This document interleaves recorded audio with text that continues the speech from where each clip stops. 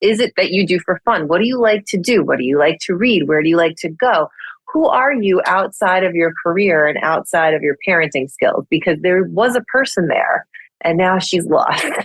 And so to me, the real superpower is getting to know yourself again, because that's how you can make sure your happiness stays at a higher level.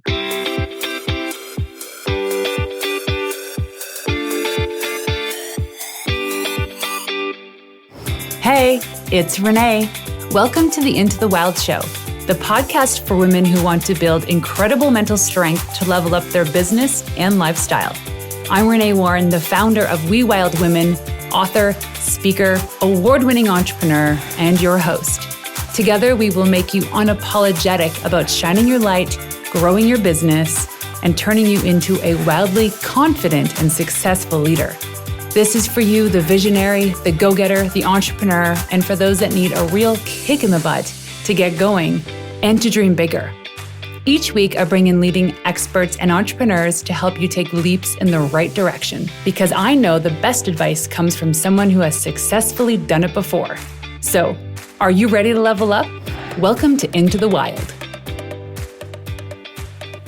Hey, you wild women! My next guest is a best-selling author, journalist, speaker, and entrepreneur known for her inspiring work in helping individuals find success and happiness by putting themselves first. A former Wall Street regulator, Jessica started her entrepreneurial journey 11 years ago when she left Wall Street to open a brand of luxury barbershops called Mad Men. She's the author of a #1 best-selling book called Pivot and Slay, The Ultimate Guide to Mindset, and Selfish is a Superpower that was released on September 15th. Through her books, events, and stage presence, she empowers entrepreneurs to fearlessly pursue their happiness, create dynamic brands, and live the life of their dreams where they can have it all. She has been featured in Forbes, Entrepreneur, Inc., Parade, Hello, New York Post, and more. You can learn more about her at jessicadennehy.com. In this episode, we chat about why she thinks selfish is a superpower and why that's an important message women need to hear today, how being selfish is the only way to achieve freedom, the moment in her life she knew she needed to be more selfish, and why I think that being selfish is the most selfless thing we can do. Please welcome the incredible Jessica Dennehy. Thank you so much for having me. I love your podcast. I love everything you do. I love chatting with women. And so thank you very much for having me as a guest. Yeah, this is awesome. I will say we tried for 30 minutes to record this on Riverside. So I'm shunning you, Riverside, for mixing this up for us today. But we're here and we managed to have this capacity in our day that we could make up for time. So that's the whole point of being selfish, right? Totally. I love it. Okay. So tell us a little bit about what you do and who you do it for. All right. Well, I'm a small business owner. I own a couple of barbershops in New York, like a luxury brand of barbershops. I opened them 12 years ago after leaving my corporate career as a Wall Street attorney. And now I'm so enthusiastic about small business owners and making people live like a happier, more diversified life that I opened a consulting company called Pivot and Slay, and I've authored a bunch of books and I've spoken on a bunch of stages to help other entrepreneurs kind of do what I do and create a life that makes them really happy. I love that. I don't want to say that's cliched, but it's either like doctor to entrepreneur or lawyer to entrepreneur. There's something about those industries that just sounds so stressful. So the way that I see it is like you have these lived experiences that you almost had to go through that in order to create the thing that you're doing now, the thing that you're good at. Yeah, that's true. I mean, for me, I think a lot of people, we think that those careers will give us the success that we're searching for. But what I found is success for me is defined as me living a life that isn't just about one thing. It's multidimensional and it brings me happiness in a lot of different ways. That career was great and it made me feel like I had achieved a lot, but I wasn't able to live a life outside of that. And to me, that's not success. Yeah, I love that. That's true. Like success is self-defined. And some people say it's about all the fancy things in life and the money. What I'm learning, especially having kids too, is that it's actually about the time and the freedom and the capacity in your life to do the things that you love to do, right? So like Yeah, for and me, in a way that makes sense for you too. Like sitting at a desk all day when I know I can do all the work I need to do in 4 hours, that doesn't make me happy. Like I want to go to the beach. Like I did my work, leave me alone. I'm going to the beach. exactly. Yes. And then there's this construct too. And I think it was Ed Milet that said it made sense at one point in our economy that the 9 to 5 day worked, right? Because that's when people were working in factories, and it makes sense for some industries, but for most people, especially the knowledge workers, is they cannot be creative for 8 hours a day. It's an impossibility. Cal Newport even says most people can write creative writing and be creative for something like up to 57 minutes and on maybe Oh, wow. 2 intervals a day. So you think about those creative moments in your day. Like for me, it's in the morning. And Same. I get all my cool pitch writing and content strategy stuff done in the mornings because as the day progresses, it's almost like I'm using up that creative fuel. And I have a tiny little creative tank in my brain and it Yeah, runs I feel the dry same. really quickly. It's so important to know that about yourself, because I think once you're in a position where you can have your own freedom in terms of what you do all day, every day, and you can manage it in a way that means something to you, then you need to know what is right for you. And I'm with you. Like in the morning, all my heavy lifting is done by 1 p.m. Like after 1 p.m., things are going downhill fast in my mind, right? Like I know what tasks to save to that time that I can still bring my A game to, but writing is not one of them. Writing is a big like brain capacity moment for me, and I need all of my creative juices going at the same time. Oh, yeah. Yeah, totally. So it's interesting that you went from being a lawyer to running high-end barbershops. What was that transition? It wasn't really on purpose. I got to be honest. Like it sounds great now when I can string it together like a story, but really in the moment, it was kind of a mess. I had this career I used to love, and then all of a sudden I was feeling bored. And at that same time, I had my first child and I was feeling torn because I wanted to be with her a lot more. But I didn't want to be a stay-at-home mom. It just wasn't something for me that I knew would fulfill me enough. I knew I wanted both a career and a family life. I wasn't really sure how to make it happen.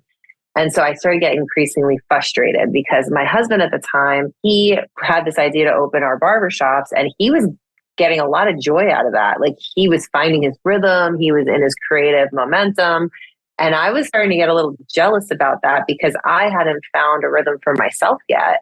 And a couple of years later, when the business really took off, that's when I decided to take the leap and leave my corporate job to own a barbershop, which my parents were like, what is happening right now? Like, you're going to give up being a lawyer and own a barbershop?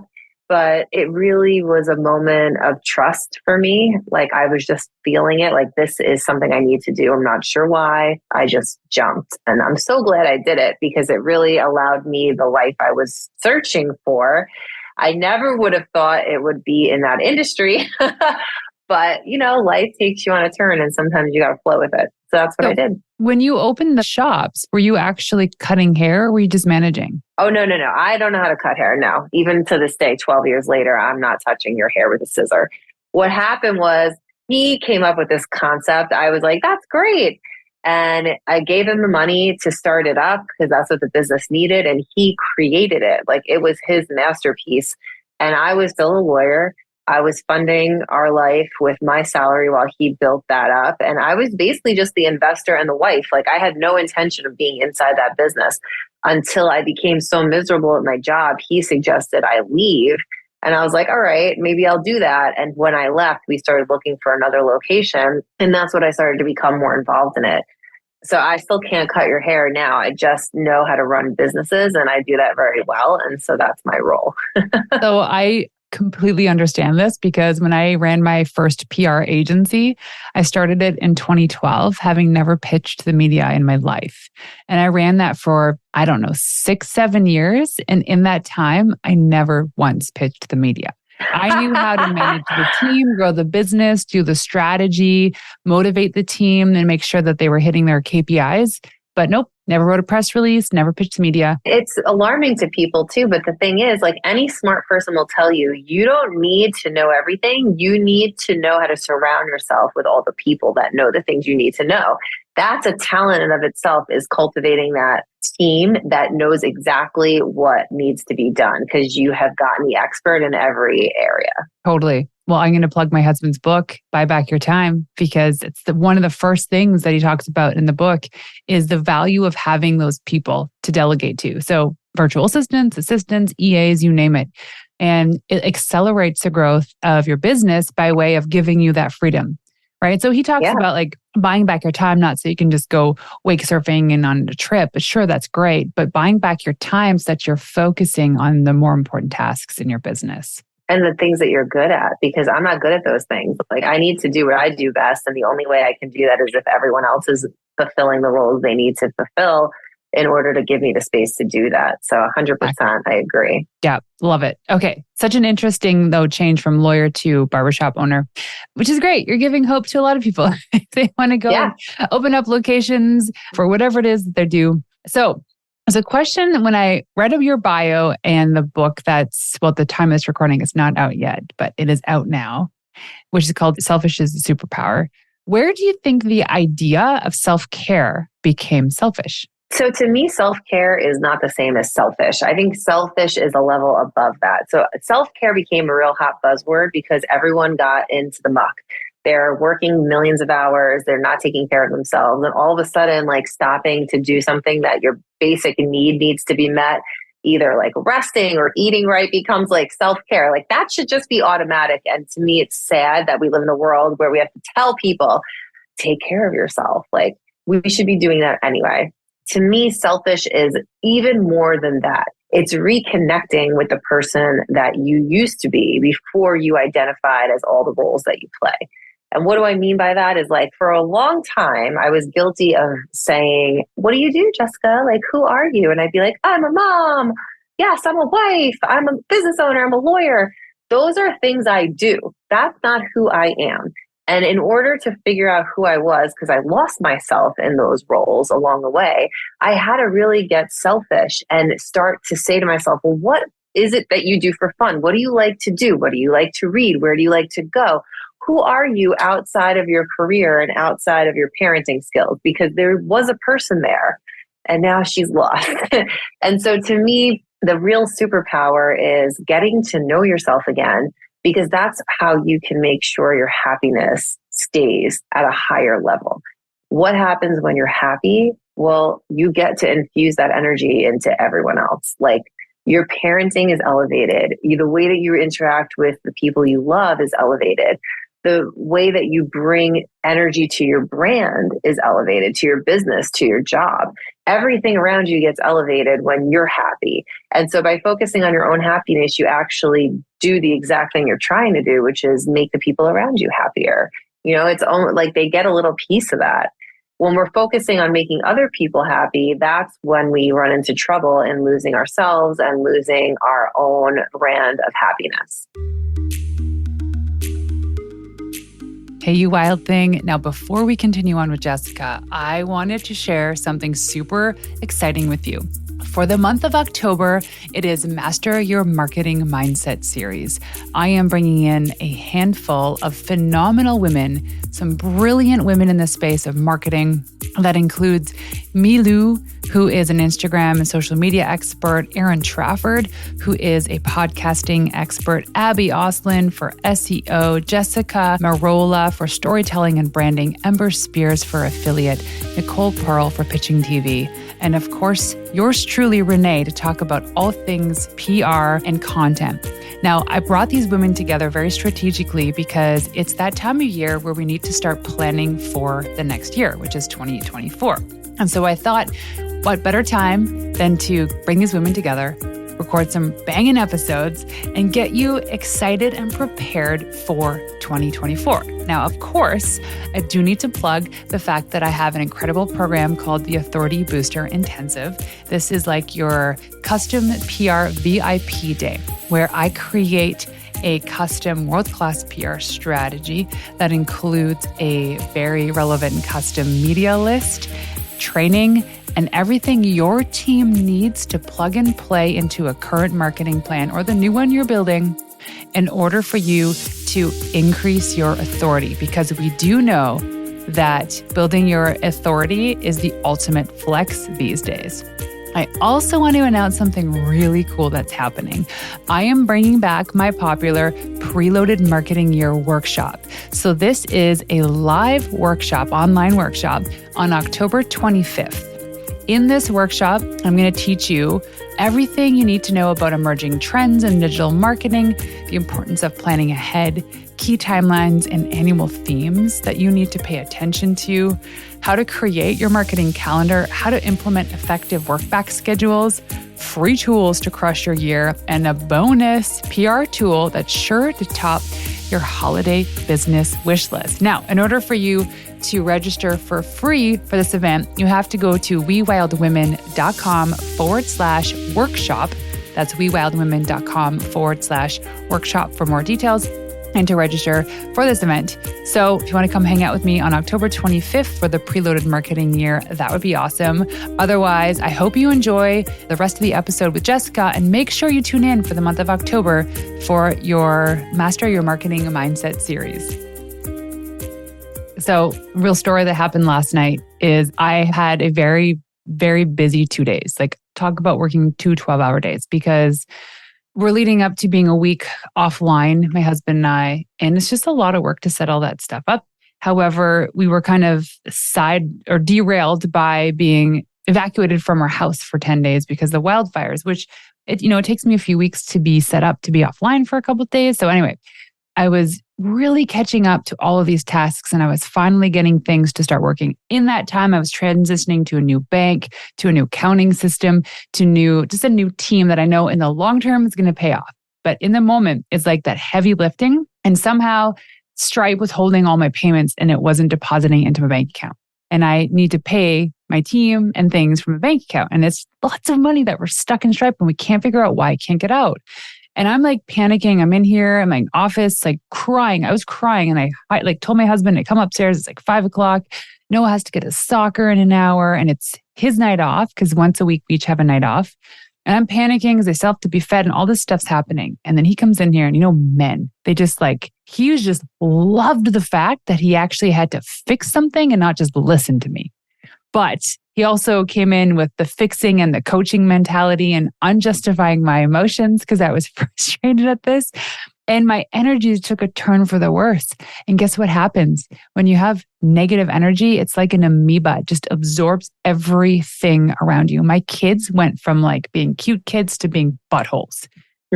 And so last night we're all fighting and everyone finally goes to bed. This morning, Dan comes up to me and he's like, "I'm sorry about last night." And I said, "Oh my gosh, me too." He goes, "Your energy was off and it affected everybody."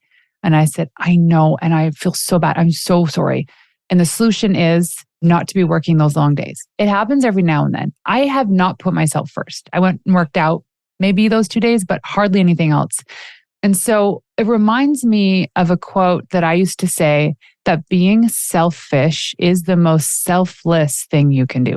Because when mama feels good and she's happy and she's herself, you just see it naturally. Everyone else is prospering and hardly any fights. And there's no throwing computers against the wall. The big moment of realization in that for me, because I didn't believe that for a long time. And I think I'm probably with the majority of people thinking that can't be true. But I'm a single mom. I have 2 little girls. And at the height of my divorce, when I was really miserable, and then again during COVID, when my businesses were shut down, I realized that I was saying one thing to them, but doing another. So I'm like, yeah, go out and get your dreams. You can do anything you want, right? But I was blah. And they had this blah mommy coming home to them all the time. And I wasn't going out and doing what I was telling them to do. Anyone that has kids knows they're not going to listen to anything you say. They look at what you do and then they mimic it, even when they don't want to. We all have those moments where we're like, oh no, we're our mothers, right? And then we see something our kids do and we're like, that's our fault. Well, if you're leading a blah life, you're teaching your children, it's okay, put yourself last. No big deal. You never have to come first. Never, ever. Don't worry about your happiness. Your happiness doesn't matter. Everybody else's matters first, because that's how we're living our lives. And so I came to this point in my career where I was being asked to speak on stage a lot and I had to travel. And I remember like coming to this crossroad and being like, oh my God, I can't leave them this much. I'm their only parent. They're going to hate me. Everything's going to fall apart and it's going to be terrible. But something inside me was like, no, you have to do this. So just do it and watch what happens. So I did it. And I started to travel once a month and I started to push my Pivot and Slay consulting company. I started to speak more. I started to write more. And slowly I became happier and I would come home to them and I'd be happier. I go to my staff and I'd be happier. And I started to watch them change too. My staff started asking me more questions about business building and how I started and this and that. And my kids, they started taking more risks in their own life to be happier, like whether that's educationally, raising their hand more, socially, going out and trying to make more friends where that's hard for them. And I thought, oh my God, I'm showing them how to do this. And so if I never got selfish and chose me, I would have never seen this actually come to life in front of my eyes. And that's why I wrote this book, because it was such a powerful moment. I'm like, other people need to know this. Other people need to hear this because I wish someone told me. Right. And it's funny, we look at these thoughts, the way that we do things, these habits and beliefs are largely inherited. And so we think like the way, for the most part, and I'm generalizing, also, this is my perspective, is the way that we raise our kids might be because of our parents. Either you're doing exactly how they raised you or the opposite. You're going to do the opposite of how they raised you. In my mind today, I still think, oh gosh, like what would my mother say if, and my parents are visiting now for 3 weeks. So now it's like, yes, what does my mother say? She's right there. But it's like everything we do, even in my business, I'm like, gosh, what would my husband say to this? So we do things because we think it's expected of us and it might go so hard against our values. But we don't want to do something different for risk of alienating somebody else or disturbing that relationship. And it stops us from really leaning into who we are. And this is huge. Like in my industry in PR, it's like people show up online, they'll know that you're inauthentic if you're not speaking from your heart and your soul. Oh yeah, 100%. And I feel like it took me too long to realize that, because even in the way that I dress, like I'm much more feminine and free now.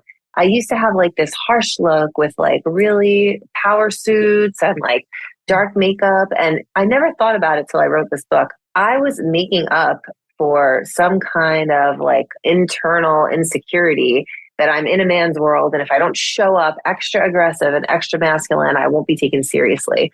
So let me just put on that armor and grab my character and go out and be this person. And eventually I realized I was like alienating people and like no one was approaching me. I was like unapproachable. And I'm like, what's going on? And I'm going through it in my mind thinking, you're not embracing who you are. Like you need to embrace that feminine side because that's part of you, right? So like I started wearing more dresses and heels and I dyed my hair pink.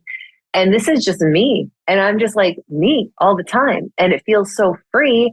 And it's also attracting the right kinds of opportunities to me because now I get to be who I am all the time. It's not being put on. It's not something I have to work at.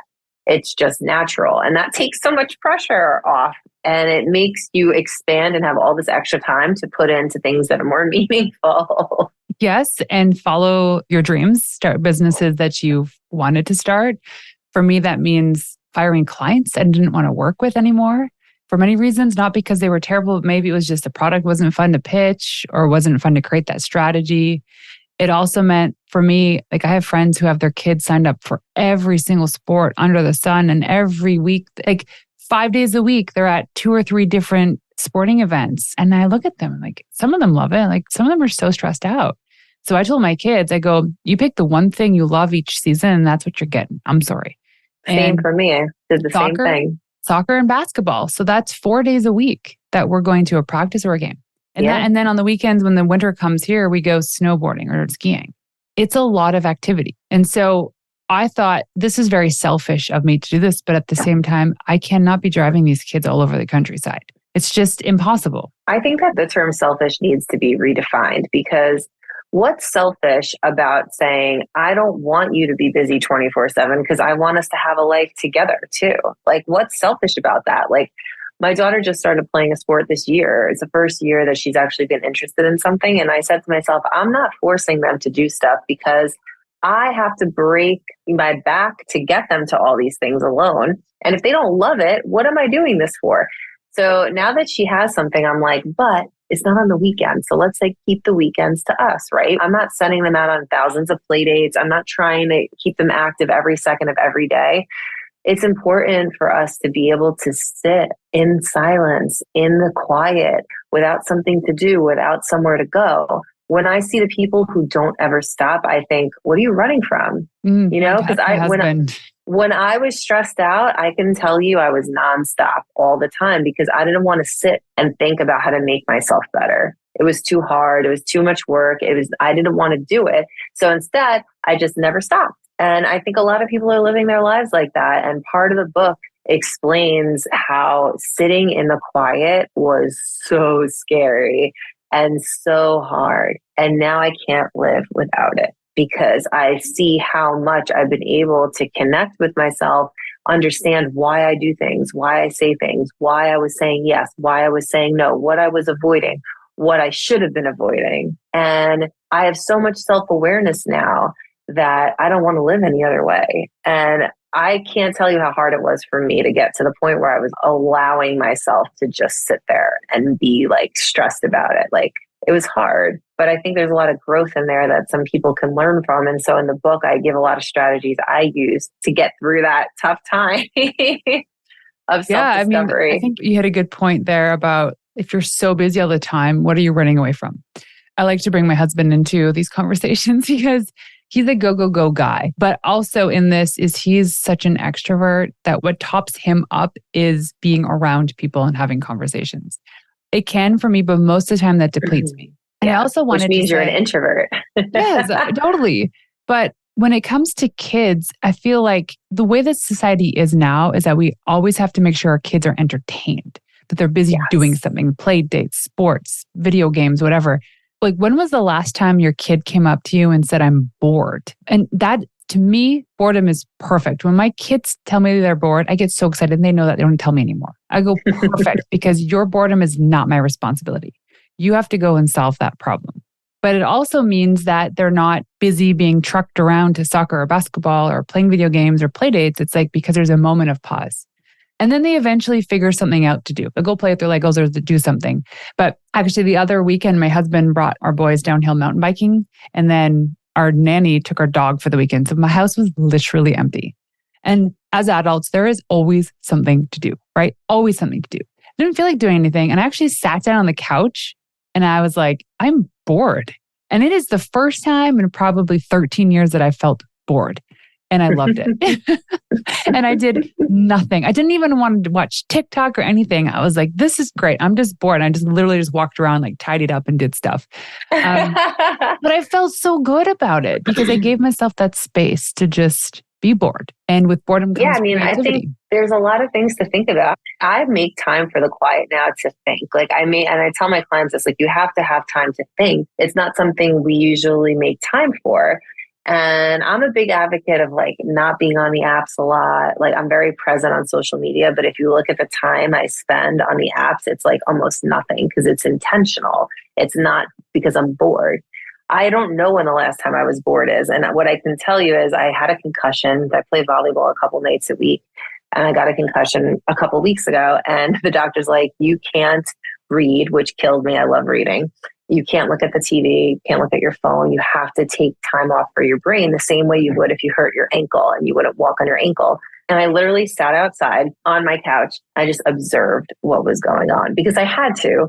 At first, I'm like, this is going to be super boring. But what I realized is there's like a world out there happening if you just lift your head up. Like, lift your damn head up and there's stuff going on. Yeah. And I think we kind of are missing out on this. Like, it sounds hippy dippy, and honestly probably wouldn't have done it if I hadn't had a concussion. But it made me realize, like, I'm very small blip on this earth. And I really need to start thinking about, like, when I get stressed, realize, like, it's okay. It's okay. Things are going to work out the way they're going to work out, right? And there's something flowy about that. And going from the super type A lawyer who had to have control of everything It's a big swing for me to come here and tell you I sat on my couch for 3 weeks looking at the stars and the sky. Like an old man watching the yeah, like that's a big leap. It's a big leap. It's not that I think this stuff is easy. It's that I've seen the benefit of it, and I want other people to realize on a much smaller scale, if you do this from time to time, you're going to excel at life.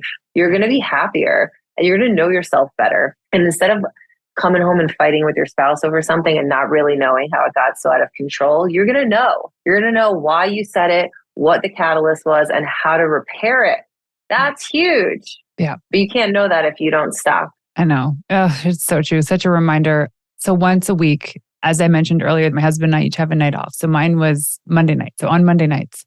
And it's blocked off in my calendar. And so my husband knows I don't make dinner. I don't clean up. I don't do anything. If I choose to participate, it's my choice.